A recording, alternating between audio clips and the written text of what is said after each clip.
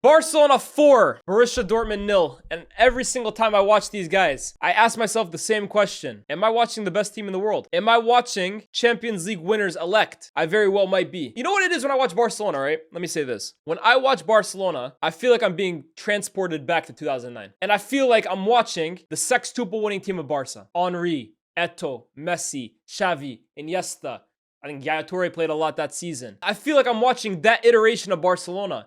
The football these guys play, bro, is on a different level. It's like from a different universe. Teams aren't playing like Barcelona do in 2025. The passing, the movement, the speed, the incision, the ruthlessness, the creativity, the magic. I feel like I'm watching football in 2009 again. This team is unbelievable. And I think with football teams, right? With players, it's a little different, but with teams, it's often hard to call a team that we're watching in real time one of the best you've seen. Because more often than not, guys, we judge teams off the trophies they win. And at the moment, Barcelona have not won a trophy yet. Well, they won the Super Cup, right? But they haven't won a trophy yet. They could very well win a treble this year, but they could very well go trophyless. But just off what I'm watching, guys, this is one of the best teams I've seen. This Barcelona team are one of the best footballing teams I have ever watched. Wow. Like, honestly, some of the goals that they're scoring right now, guys, are from it's outrageous. It's so difficult to like even sum up in words how brilliant the goals they're scoring are. Like they're keeping the ball 20, 30 passes in a row before one killer ball from Yamal into the path of Fermin Lopez, into the path of Lewandowski, ruthless finish, goal. It's unbelievable. It's unbelievable. They're on course to be the best goal-scoring side in the top 5 leagues in history. So that's what I'm saying, guys. I don't even think like what I'm saying is crazy here. This is one of the best attacking teams we've ever seen. 19 total attempts, 10 on target, 4 goals. And it makes sense because look at their manager, Hansi Flick. This is one of the best attacking coaches the game has seen. The way Hansi Flick is able to coach a devastating attack, there's too many examples now that he's a master at it, bro. He is a master at coaching attacks. His Bayern team were one of the most ruthless goal-scoring teams I ever saw. This Barca team is ridiculous, bro. It's ridiculous. I want to give a few special shout-outs to a few players. And I want to start with a guy who, for me, is becoming a bit of an unsung hero, and I thought he was really, really good today. Fermin Lopez. We always talk about Yamal, Rafinha, Pedri, Lewa, Kubarsi. I feel like he's the last person we ever talk about it with Barca, right? He's not always in the team. Olmo is often playing. Gavi will play. But Fermin, man, look, he's not your typical, I would say, like, La Masia product. In fact, if you never knew where these guys came from, you probably would think Pedri is from La Masia and Fermin is the guy they got from Las Palmas or something like that. He doesn't really play like a typical Barca Academy product, in my opinion. But he's effective, man. He's effective, and he gives them a different dimension. He adds a different dimension to this Barca team because he's a willing runner. He's able to carry the ball. He's got real bite and tenacity to him. He's got a real eye for goal. He's got a nice final pass to him. He's very different, man. I really like Fermin Lopez, man. And to have I was talking about, obviously, Ferran the other day in the game against, who was it? Atletico, I think. And I said, you don't win trophies with only 11 players. You win them with entire squads. And Ferran, his contributions this year have been so crucial. You need guys like Fermin Lopez as well, too, to stand up and hold themselves accountable whenever they're called upon. And I think for the most part, Fermin has been a really good option off the bench for Barcelona this season. I really think he has. But now let's talk about the front three. Today, guys, the front three were so in sync. Yamal, Lewa, and Rafinha. They were so in sync. And in fact, for 3 separate goals, these guys combined. 1, 2, 3. We'll start with the Lewa goal, the second one, where Yamal picks up the ball on the right from Pedri. That trademark cross in-swinger with his left perfectly finds Rafinha in the box. Rafinha does a brilliant job of nodding it back across goal from a tough angle. And then Lewa, poacher's instincts, finishes it off. It's honestly a really nice goal because how often do we see, chat, these front threes that we all hype up, all 3 of them connect for 1 goal? You don't often see it, right? Like I remember BBC, they had a few where it's like, Bale, Benzema, and then Ronaldo finishes it off. Or MSN, they always used to combine. But today we really saw Yamal, Rafinha, and Lewa all combining like 1, 2, 3 punch. It's not like one assists the other and that's it. It's like one passes the other, passes the other. And in fact, even the second Lewa goal, or was it the Yamal goal, excuse me. Lewa presses from the front. Great pressure from him. Wins the ball. Rafinha picks it up. Rafinha, a brilliant pass in behind. Defender between him and Yamal. Very similar position, in fact, guys, for being honest, to Vinicius and Mbappe last night, where Vinicius, all he had to do was get the pass past the defender and find Mbappe in space. Couldn't get it done. Today, Rafinha is in a similar situation, beautifully plays it into the path of Yamal, and Yamal with the cheeky toe poke past the goalkeeper. It was just a masterclass today in attacking. A masterclass in attacking. And that's what Barca put on so many times this season. They are, as I keep saying it, the best show on television. They're must-watch television. Because every single game, you know you're going to get goals. You know you're going to get entertaining football. You know you're going to see players expressing themselves. You know you're going to see the best players in the world. But they're also going to do it as a unit. Barca continue to impress. Now, obviously, Dortmund are not that great, right? They're 8th in the Bundesliga, I believe. They're not going to make the Champions League. They've been poor all season. They're not a great team. If I'm being honest, though, Guirassy did have a few chances today that on any given day probably would have scored. Guirassy's been in tremendous form in front of goal in the Champions League this season. But today, so, I don't know, misfiring. There were times where he was just like straight up missing the ball. So on a different day, maybe Dortmund get a goal here or there. They did have one that was offside as well too. But I think what makes Barca so brilliant, man, is it doesn't matter how many times you can threaten them, how many goals you score against them. They will almost always outscore you. I think it's really interesting going into the potential semifinal against Inter, how they would match up against them, because I think Inter are a real defensive nightmare for a lot of these teams. They can defend against the best of them. They don't mind suffering. They don't mind playing in a deep block. They don't mind playing in a mid block. They don't mind pressing you from the front. They're very organized. That would really be an interesting tie because it's very different dynamics between Barca and Inter. It's completely different footballing philosophies. And in Inzaghi and Hansi Flick, I consider these guys two of the best managers in the world. I mean, honestly, look, if we're going to ignore Pep because he's had a horrible year, but bar Pep because he's still Pep, I think you could genuinely make an argument these are the two best coaches in the world. I think you could make that argument. This year, you could definitely make the argument this year they're the two best. Obviously, Inter are not through yet either. Barca up here, it's all but settled. But if we look at a semifinal, I think that's potentially someone that could really hurt Barca. But outside of them, honestly, this team looks like they can score with the best of them. They look like they can outscore anybody. The firepower they got is crazy, man. Yamal, Rafinha, Lewandowski. And Lewa, by the way, special shout out to him as he hits 40 goals this season. Now, if only there was a guy or a set of analysts, a set of pundits that could have asked Lewandowski at the start of the season if he was capable of scoring 40 goals. If only there was someone that could have interviewed Lewandowski before a ball was kicked this year and told Lewa, do you have 40 goals in you? We challenge you to score 40. What are we saying? Are me and Culture Cams the striker whisperers? If anybody needs me and Culture Camps to interview their misfiring striker, get him back in form. Man United, you need Højlund to start scoring goals. You know who to call. You know who to call. I'm seeing guys in my chat say, talk to Nunez right now. Interview Marino. Interview Højlund. Go talk to Nico Jackson. Interview Mbappe. I'm available, but for a set fee. I'm a gun for hire now, man. But yeah, man, honestly, shout out to Barcelona again, who, even more than just the result, I just love watching them play. I probably sound like such a Barca glazer, and it's so funny because last season I remember Barca fans, they were unhappy with me because of in the PSG tie I was cheering on for PSG. But I'm an honest guy, man. I like good football, and this season no one plays better football than Barcelona. I genuinely, this is my favorite team in the world to watch because every game I feel like I'm guaranteed a good watch. Are Barcelona champions elect in this competition? It will be tough. I think there's some really good teams left in this, and a potential tie against Inter. That's going to be difficult. But man, does anybody think they're not favorites at the moment? Bet against them at your own at your own risk. I think we're looking at a potential treble this year. Anything can happen in the Champions League, but I think you're looking at a potential treble. I'm being sent a stat real quick. Let me see this. This is, again, I don't take this seriously. Champions League goals before 2024-25 should be completely separate from Champions League goals after 2024-25. For me, it's like BC, AC. You know when we're doing like years. This is BC. This is AC. It's different competitions as far as I'm concerned. It's different competitions. But shout out to Rafinha. Again, remains the most informed player in the Champions League this year. He is, if the Champions League was decided tomorrow, the awards, he'd win Champions League Player of the Year. I don't know about Ballon d'Or, but you know the award that's like, what is it? The UEFA Player of the Year. Do they still give that award out? If they do, it's him. It's him this season. Is there anything else we need to talk about with Barcelona? Anybody else we got to speak on? To be honest, Pedri and Frankie, again, just sublime. Just sublime. Frankie de Jong, man. Frankie de Jong.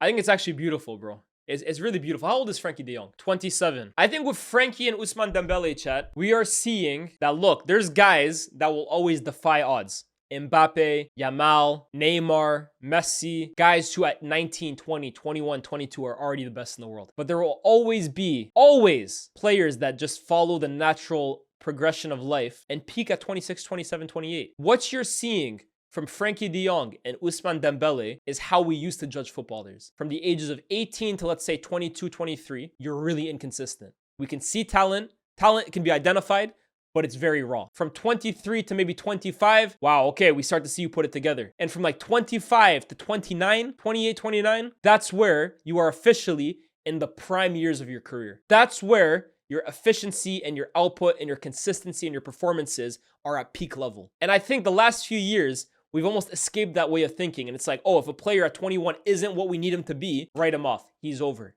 Frankie and Ousmane Dembele are proving to us in front of our very eyes that, look, everyone's development is not linear. Everyone develops at their own age. As long as you have the original talent. You have to have the talent to begin with. But if you have the talent, it doesn't always develop at the same rate.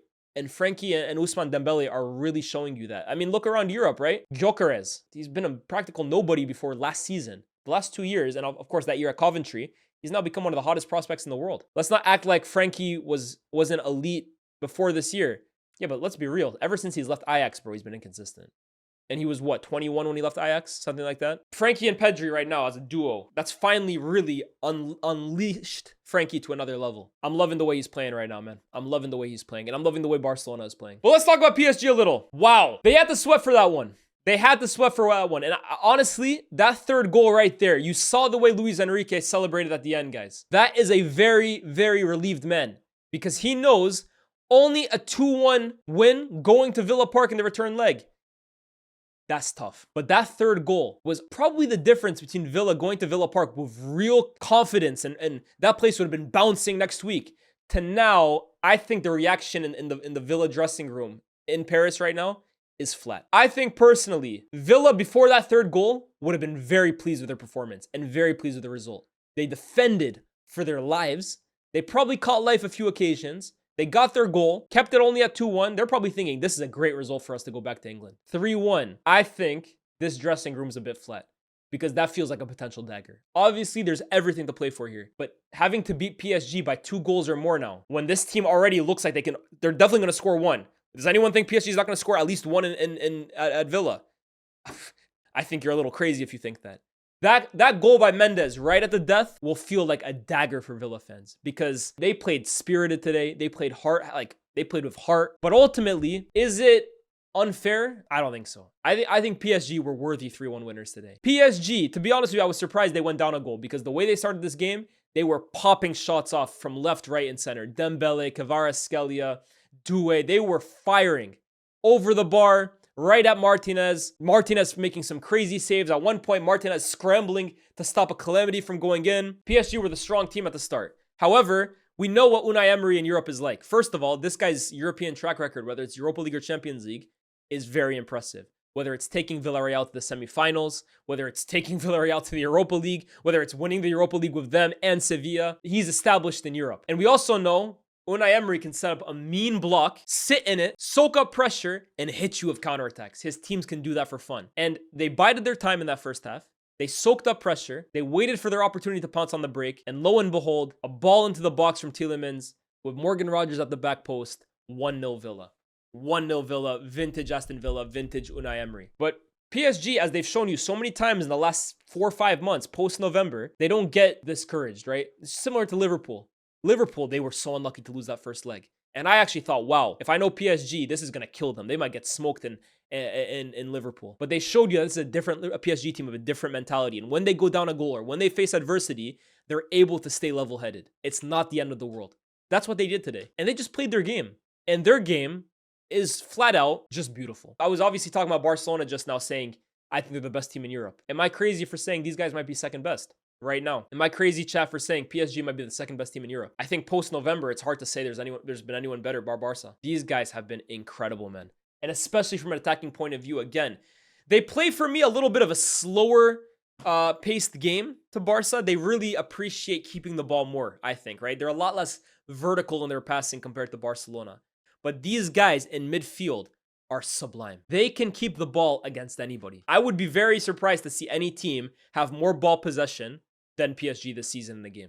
Because Vitinha, Ruiz, and João Neves, they keep it for fun. And they killed so much of Villa. You know what it is? Like I said, Villa, they like to sit back, soak up pressure, and hit you with counterattacks. But the amount of times they would sit back, hope to get the ball off PSG. PSG lose it. Villa try and get a ball over the top, or try and hit them with a fast counterattack. And PSG just kill it in their tracks and restart and keep possession again. It must have been mentally exhausting for Villa because they had to soak up so much pressure and they just could not break. They could not retain possession. I think PSG did an incredible job of ultimately nullifying Villa's threat in the second half. And they attacked, and this, first of all, the first goal that they got to get back in the game. Chat, first of all 3 goals from PSG today are remarkable. But what about the goals this week in the Champions League, period?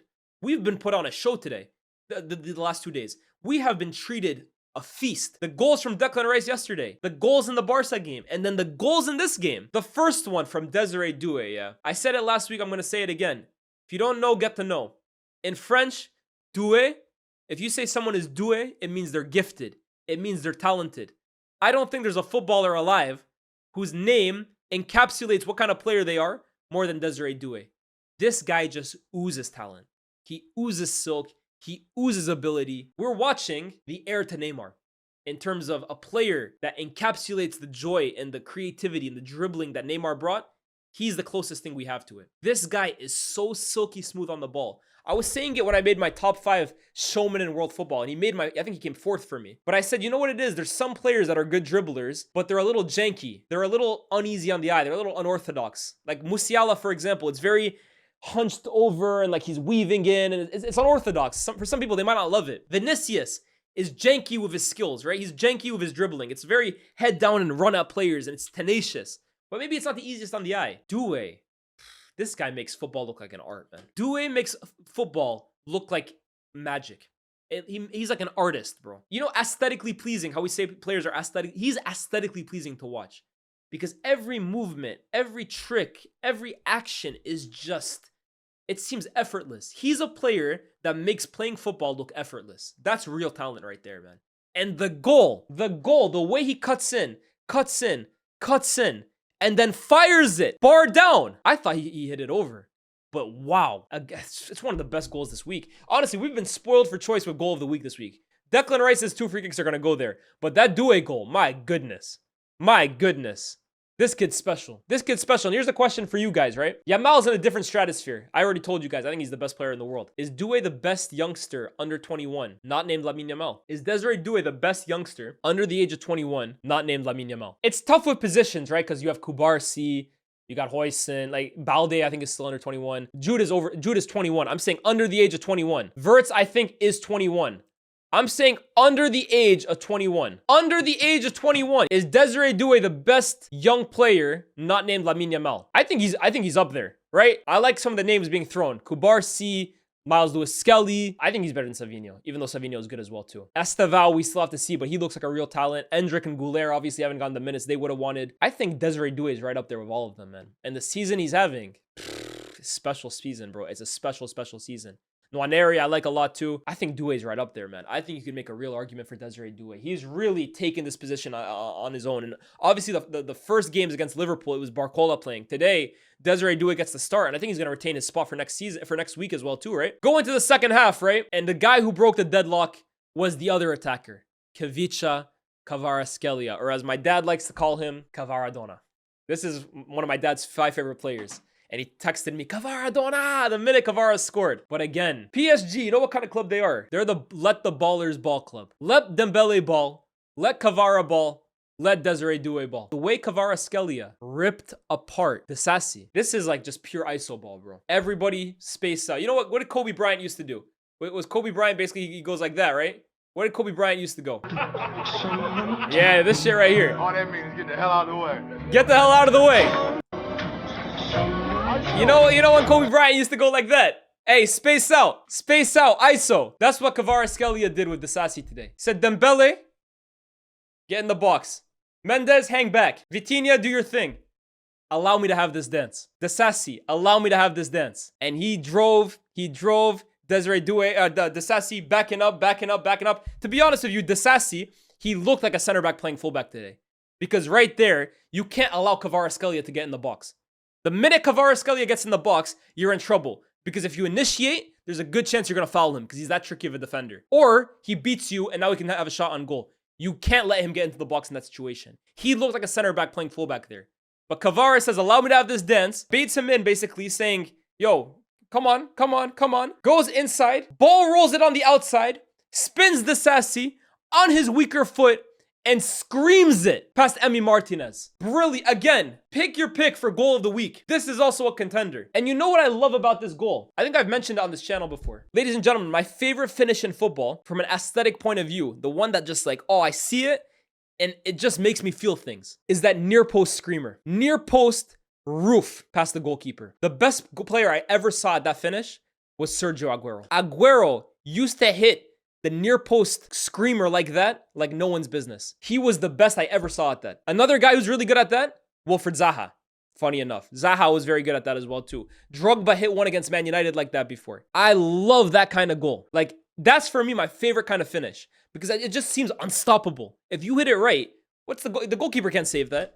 And on his weak foot as well too. Again, it's let the ballers ball, bro. It's let the ballers ball. That's just Kvaratskhelia brilliance. Give the ball to the best players and let them do their thing. But like I said, man, I think Villa at 2-1 would have been happy with that score. That's a good score to bring back to Villa Park. That place has been a fortress. I mean, Villa right now, I think, are on a 15-game home unbeaten run in the Premier League. And get this, it's the second time they've done it under Unai Emery.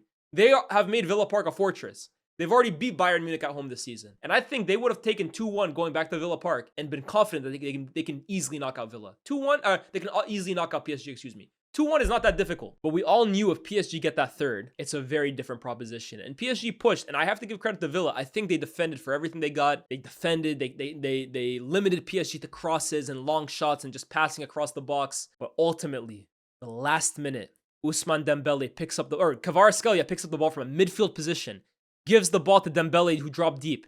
Dembele slots in Nuno Mendes of all people. Nuno Mendes, again, ball rolls it and then puts it top corner past Emi Martinez. Guys, this is a left back. And damn it, he might be the best left back in the world, by the way. Nuno Mendes has ripped apart this Champions League this season. But the quality in that goal from a left back, wow. 3-1 to PSG. And now, guys, I'm a little nervous for Villa. I think that might be out of their hands.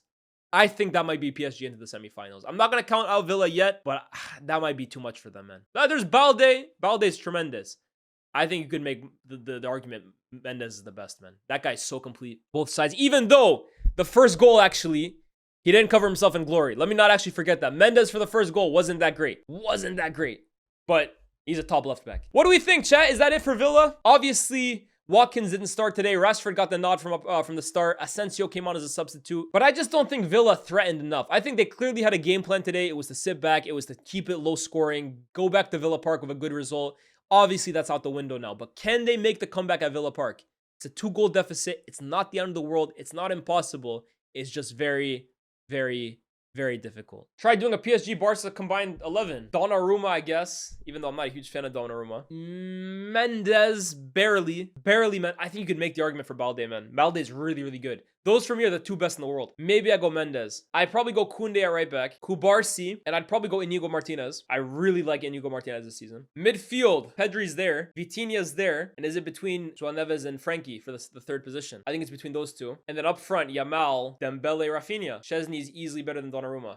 To be fair, the way Szczesny's playing, I don't think he's lost a game for Barcelona this season. Neves, Pedri, Vitinha. I think Vitinha has to be there this season. Best goal of the match day. Declan Rice's free kicks were crazy, man. I think it's between Declan Rice's second free kick and Doué's goal. I think it's between those two. Even though Declan Rice's first free kick was insane, bro. Insane. Like, the curve was nuts. But, bro, that second goal is just so top bins. I think it might be Declan Rice's second free kick. Kvara's was good too, but I think Doué was the best goal of this game. Yeah, the Lautaro goal was really good as well too. I think I give it to Declan Rice's second though, because that's just like, that's ridiculous, bro. And it's also like the context. Declan Rice free kick against Courtois. Yeah, that's nuts, man. That's nuts.